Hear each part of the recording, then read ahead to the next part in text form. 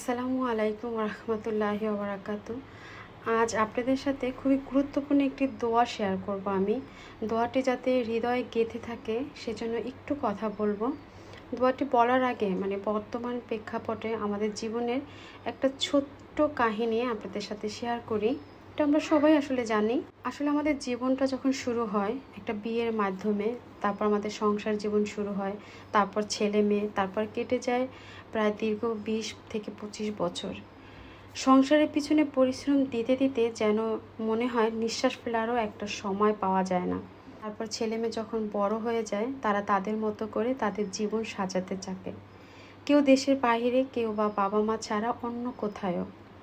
সন্তানদের ভিতরে এমন একটা চিন্তা ভাবনা থাকে কিংবা এত ব্যস্ত থাকে যে ওদের কাছে ওরা ছাড়া আর সব কিছুই ঝামেলা মনে হয়।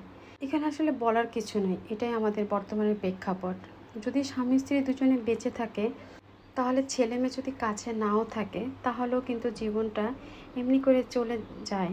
কিন্তু যদি একজন আর একজনকে ছেড়ে চলে যায়, তাহলে বোঝা যায় দুঃখ, কষ্ট আর অবহেলা কাকে বলে। আর সেই পার্থক্যর সময়, শেষ বয়সের সময় যার আগে মৃত্যু হয়, আমার কাছে মনে হয় সে অনেক ভাগ্যবান। আর যে পড়ে থাকে এই দুনিয়াতে, সেই বুঝতে পারে অবহেলা কাকে বলে, কত প্রকার। বর্তমানে যে বৃদ্ধাশ্রমগুলো আছে সেখানে কিন্তু সেই অবহেলিত মানুষগুলোই থাকে। তাই যারা চান যে সেই সময়কার বৃদ্ধ বয়সের দুঃখ কষ্টগুলো যাতে আপনাকে ছুঁয়ে যেতে না পারে, সেজন্য হাদিস থেকে একটা দোয়া আমি আপনাদের সাথে শেয়ার করব। দোয়াটা আমাদের সকল মুসলমানদের হৃদয় একদম ছুঁয়ে যাবে। আমাদের গ্রাম ভাষায় একটা প্রবাদ আছে, হাতরত থাকতে যেন মৃত্যু হয়। আসলে প্রতিটা নামাজে আমাদের যেন এরকমই একটা মোনাজাত থাকে, শক্তি সামর্থ্য থাকা অবস্থায় যেন আল্লাহ পৃথিবী থেকে আমাদের নেয়, কারণ আমাদের সবাইকেই একদিন মরতে হবে। তাই সেই সময়কার দুঃখ কষ্টগুলো আর অবহেলা যাতে সহ্য করতে না হয়, সেই কারণে আমার আজকের এই দোয়া। আশা করছি আপনাদের সবার কাছে ভালো লাগবে। আর যদি ভালো লাগে তাহলে রিকোয়েস্ট থাকলো আমার চ্যানেলটি সাবস্ক্রাইব করার। আর যদি এরকম কিছু দোয়া আপনারা পেতে চান তাহলে প্লিজ কমেন্টস করে জানাবেন। শুধু যে সন্তানদের অবহেলা তা না, আত্মীয় স্বজন সবার একটা অবহেলা থাকে ওই বয়সটাতে। তো প্রতিদিনই যেন নামাজে এই দোয়াটা আমরা সবাই পড়ি এবং এটার যথার্থ আমল করি, তাহলে হয়তো বা বৃদ্ধ বয়সের দুঃখ কষ্ট থেকে আল্লাহ সত্যি আমাদের লাঘব করবে।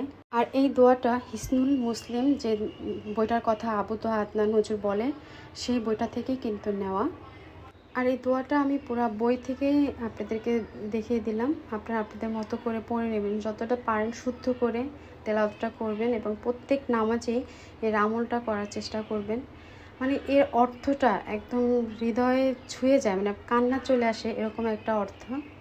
আমাদের সবাইকেই কিন্তু একদিন যৌবন পার হয়ে বৃদ্ধ বয়সে যেতে হবে, আর তখন অবশ্যই কিন্তু এই দোয়াটা কাজে লাগবে।